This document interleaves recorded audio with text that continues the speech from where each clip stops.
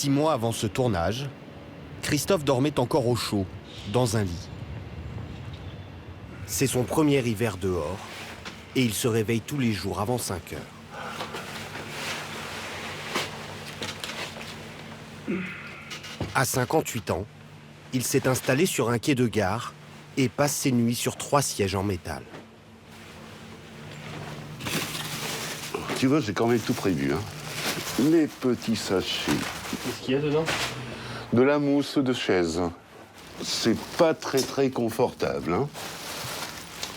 Je mesure 1,84 m et je dois m'accommoder d'1,60 m. Donc c'est pas très évident. Dormir à point fermé, je sais pas ce que c'est il y a longtemps. Il a atterri ici un peu par hasard, un soir d'août 2019, le jour où il s'est rendu compte qu'il ne savait plus où dormir.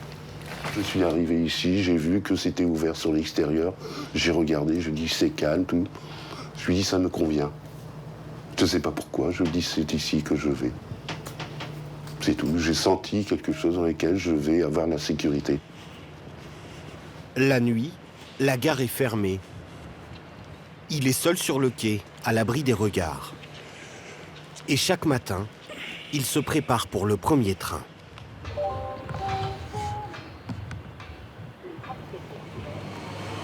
Celui de 6h27.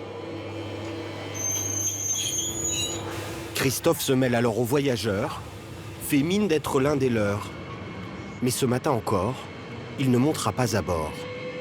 C'est son rituel pour sauver les apparences. Je n'ai pas du tout envie que les gens se rendent compte de ma situation. Est-ce que les gens s'aperçoivent que je suis sans domicile? Personne ne s'est aperçu. Et c'est important pour vous? C'est très important. C'est le regard que je dois projeter. C'est le regard que les gens ont sur moi également.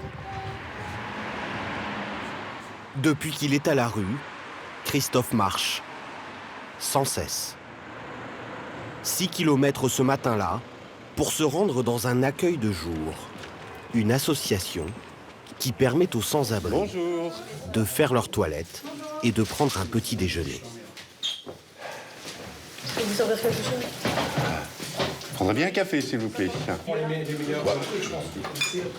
Je te remercie. C'est super, ça fait du bien. Petit déjeuner, en plus, c'est très important pour moi. C'est un des seuls repas que je fais dans la journée. Il n'a entrepris les démarches pour toucher le RSA qu'une fois à la rue. Et pour l'instant, sa demande est en cours de traitement. Il n'a plus un sou pour se payer un ticket de bus ou un repas. Je n'ai que 20 centimes dans mon porte-monnaie actuellement. C'est tout ce que vous avez? C'est tout ce que j'ai. J'ai un compte en banque sur lequel j'ai 0 centime. Pour l'instant, Christophe tient bon. Il essaie de soigner son apparence, se rase presque tous les jours et veut garder une hygiène irréprochable. Ne jamais oublier d'avoir les ongles propres. Parce que les gens regardent les mains. C'est un petit détail qui, pour moi, est très important. Rien ne le prédestinait à la grande pauvreté. 10 ans en arrière, Christophe était marié. Ce père de 3 enfants coulait des jours heureux dans cette maison en périphérie de Lille dont il était propriétaire. Il est alors cadre commercial en CDI dans une filiale d'un grand groupe de matériaux de construction. J'avais une vie confortable. Je gagnais 1 800 € net par mois, sur 13 mois. Ça me convenait. En couple, avec des enfants, une vie tranquille, partir en vacances, profiter de la vie, des événements, d'aller dans les magasins, choisir les vêtements qu'on voulait. Et une belle vie. C'est un mauvais choix qui va précipiter sa chute. Il décide de démissionner au début des années 2010 pour rejoindre un ancien collègue qui crée son négoce de matériaux. Mais son entreprise va vite déposer le bilan. Christophe dit qu'il se sépare de son épouse 2 mois plus tard et quitte le domicile. Il a 55 ans et ne retrouve pas de travail. J'ai dû repartir chez ma maman en attendant d'avoir un logement. Et ma maman est partie en maison de retraite. Je me suis retrouvé sans logement et je me suis retrouvé dehors. Vous repartez à zéro, vous n'avez pas de téléphone, vous n'avez pas Internet. Vous dormez dehors. Vous faites avec. Oui. Christophe ne dit rien de sa galère à ses proches. Il ne leur demande aucune aide. Ni à ses 3 enfants, dont il affirme s'être éloigné, ni à sa mère de 91 ans, à qui il rend visite tous les jours à la maison de retraite. Bonsoir maman. Bonsoir. Qu'as-tu fait de beau aujourd'hui? Rien. Je n'ai rien fait. T'as rien fait du J'ai tout? regardé la télé, c'est tout. Donc tu t'en vas encore? Mais oui, comme tous les soirs. Elle ne sait pas qu'il dort dehors. Il lui dit qu'il vit en colocation. À demain maman. En acceptant de nous raconter son histoire, Christophe a décidé de ne plus se cacher, Bonsoir. de ne plus avoir honte de sa condition. En France, les chômeurs de plus de 55 ans éprouvent les plus grandes difficultés pour retrouver du travail. 60% d'entre eux sont des chômeurs de longue durée. Lorsque, comme Christophe, ils ont épuisé leurs allocations chômage, il ne leur reste que les minima sociaux. Appel en cours. Porte ouverte. Christophe voudrait enfin toucher le RSA. Bonjour madame. Il s'est fait domicilier au centre d'action sociale. Je viens retirer mon courrier. Une adresse postale pour le courrier administratif. Il espère une bonne nouvelle. On a un courrier, un courrier de la CAF. Oh, Voilà. je vous remercie. C'est quoi ce courrier? Eh bien, un courrier que j'attendais de la CAF, je pense que c'est d'avoir pour la confirmation effectivement dans mon dossier. Mais il va être déçu. Son dossier de RSA n'est toujours pas validé. Alors, prime d'activité, fin de droit. Vous n'avez pas renvoyé vos déclarations trimestrielles de ressources. Christophe ignore que ce courrier est une simple formalité et croit que sa demande de RSA est compromise. Qu'est-ce qui se passe? Il va falloir qu'on m'explique encore une fois. Merde. Chier. Il est dans l'urgence. Il ne peut plus attendre. Pour vous, sans RSA, pas de logement? C'est Rien. quoi la condition? Rien. C'est quoi si vous n'avez pas de RSA, vous... J'ai pas RSA, je peux pas faire la demande de logement. Je ne peux pas. Merde, moi aussi, j'ai 20 centimes dans ma poche. Merde, je peux m'acheter une baguette? Merde.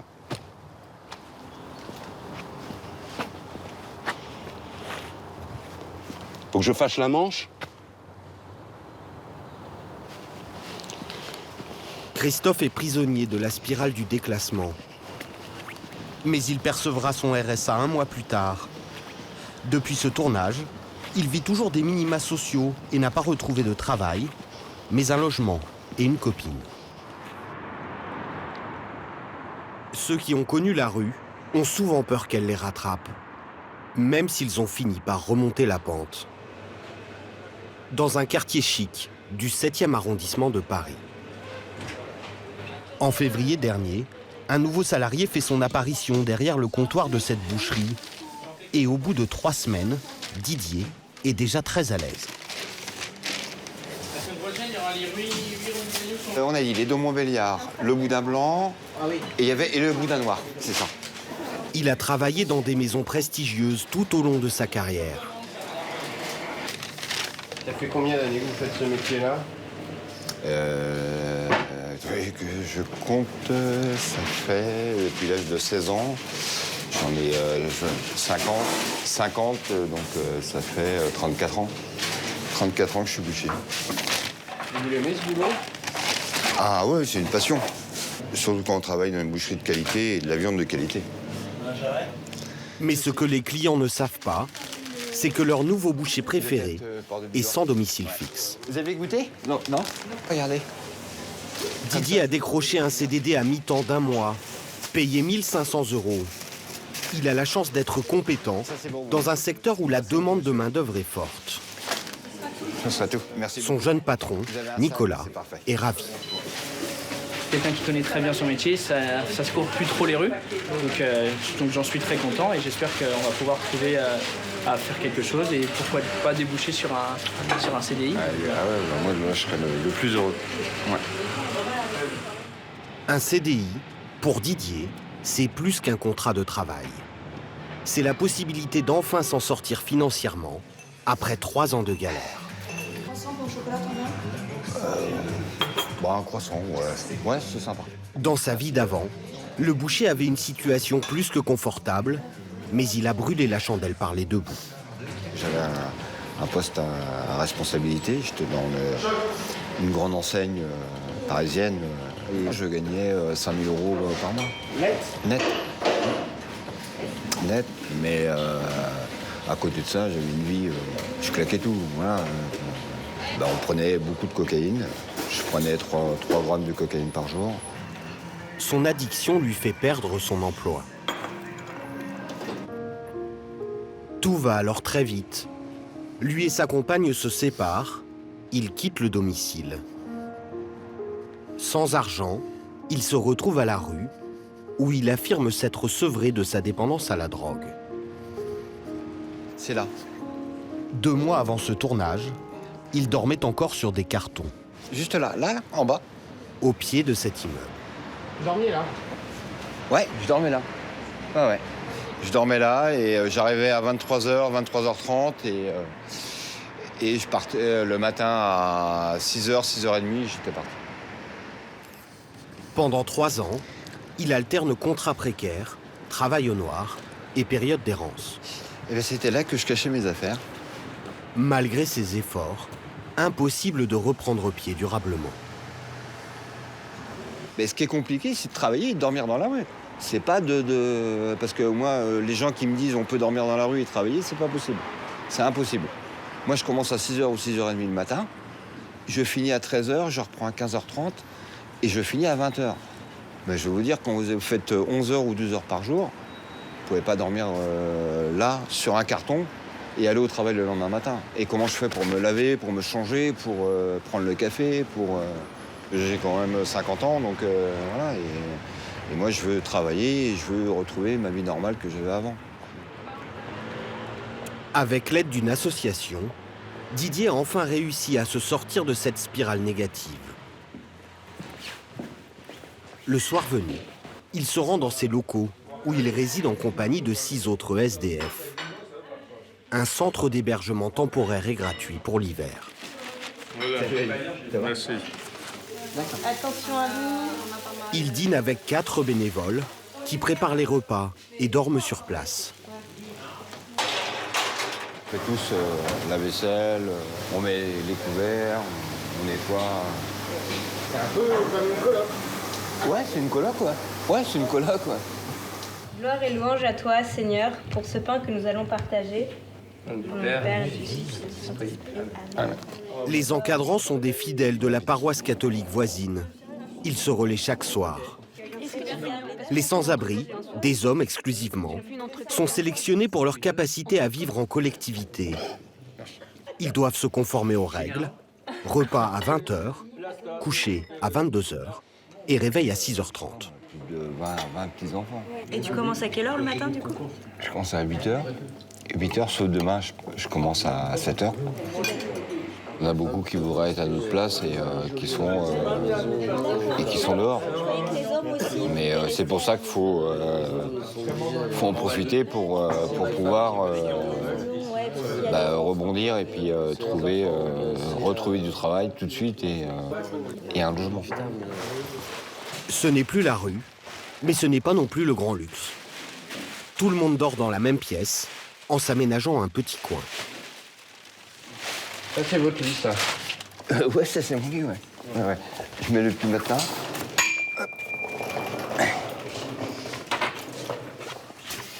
Un hébergement qui va durer 3 mois et demi.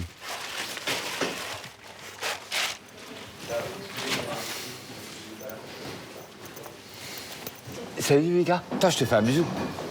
Depuis notre tournage, Didier a trouvé un CDI dans une autre boucherie et un logement en colocation.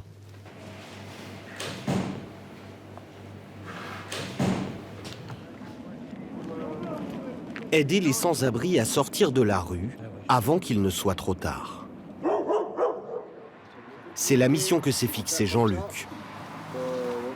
Chaque semaine, cet entrepreneur de 56 ans participe à l'une des maraudes organisées par les associations caritatives. C'est-à-dire que quand tu dis « je veux être à la rue », c'est-à-dire que tu souhaites rester à la rue. C'est ça que tu es en train de me dire. D'accord. Ce SDF de 65 ans ne veut pas entendre parler d'un hébergement. Jean-Luc et son ami Ludovic doivent accepter la volonté de chacun. En général, on dit que quelqu'un qui a passé 1 an à la rue, c'est très très compliqué de revenir à une vie entre guillemets normale. Mais voilà, quelqu'un qui s'en sort au bout de quelques mois, ça peut se passer très bien. Au bout d'1 an, ça devient difficile. Ouais. Pour ceux qui vivent dehors, un compte à rebours est lancé. Il faut agir vite. Alors Jean-Luc est à la recherche de visages inconnus, des gens tout juste tombés à la rue. Il est où, Michael? Ah bah il est là, Michael. Michael dort dans sa voiture depuis 2 mois. Comment vas-tu? Ça va? Ouais. Qu'est-ce qui t'est arrivé, là? Depuis la séparation, on va dire, en 2018. Ah oui, d'accord. C'est pour ça que je me suis retrouvé un peu à la rue, on va dire. Et job aujourd'hui? J'avais du travail, mais le problème, c'est le matin, se lever déjà en normal dans la voiture, avec le froid, tout ça, en fait, on va dire, surtout la période. Et j'étais obligé de l'abandonner. T'as le chômage pour l'instant? D'accord. Le chômage. D'accord. Donc t'es pas totalement démuni, tu peux assumer un loyer? Voilà, ouais, c'est ça, ouais. D'accord, sauf qu'aujourd'hui, les propriétaires te font pas confiance? Oui, si je comprends bien. C'est ça. Il faut un garant, déjà. Un garant, moi j'ai personne. D'accord. Jean-Luc s'efforce de trouver des logements pour les sans-abri. Son association se porte garant auprès des propriétaires. Non mais attends, le monde est petit, hein. C'est la dame que je dois appeler pour toi. Adélaïde? L'histoire est trop belle, je te mets le haut-parleur, il est à côté de moi. Oui, bonjour. Bonjour. Dans 5 jours, la semaine prochaine, Ariane, elle vous appelle. D'accord. Et je vais demander à Jean, vous avez un Après 2 mois de galère, Michael est peut-être sorti d'affaires. 5 jours plus tard, il s'installera dans un appartement.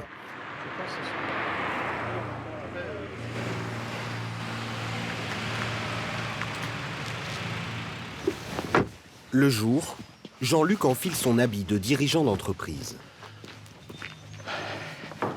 Salut. Tu veux un café? Ça va? Ouais, avec plaisir. Ce père de 5 enfants est gérant d'une société de nettoyage industriel qui emploie 80 salariés. Mais cette situation enviable, c'est pour lui une reconquête après un gros passage à vide.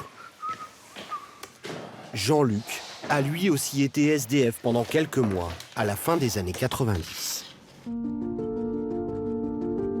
Père de 2 enfants à l'époque, il dirigeait un magasin de photos quand soudain, sa vie a basculé. Il avait à peine plus de 30 ans et refuse toujours de dire ce qui l'a fait dégringoler. En quelques mois, il se retrouve à la rue, un monde étranger pour ce cadre qui accompagnait les photographes sur les grands événements sportifs. Le déclic qui va lui permettre de s'en sortir, c'est une rencontre sur un banc avec un autre sans-abri. Il vient s'asseoir à côté de moi et puis il me dit « Mais qu'est-ce que tu fous là, quoi ?»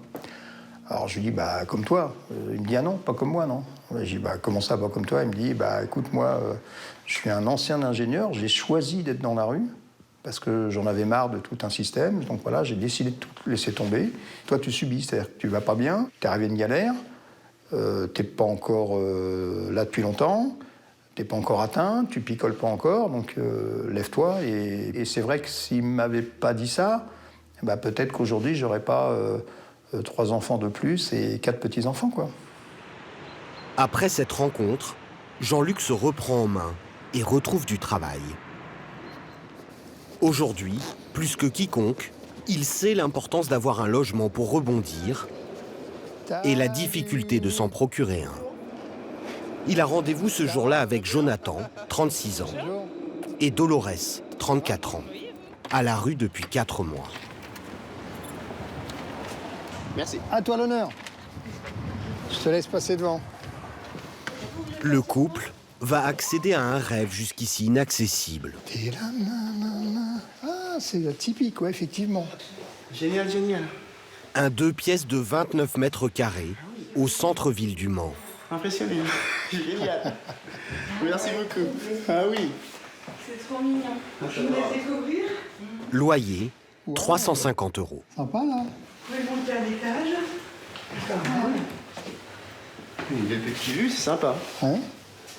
Toutes leurs affaires tiennent dans 4 sacs.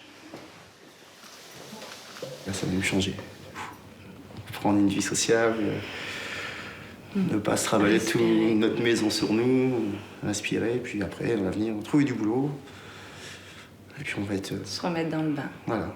Même si avec ces 2 RSA, le couple a plus de 1 000 € de revenus, C'est tout l'objectif. personne ne voulait lui louer d'appartement. Alors, on le dit. L'association de Jean-Luc est officiellement locataire. Et madame. Jonathan et Dolores seront sous-locataires et lui rembourseront les loyers. C'est légal, cela s'appelle l'intermédiation locative. Le bruit des clés, Merci. Merci. Merci énormément. le bout du tunnel. Eh, les petits loups. Ce dispositif est en place depuis décembre 2019. Jonathan et Dolores sont déjà les 12e et 13e personnes relogées grâce à Jean-Luc. Génial, chez nous.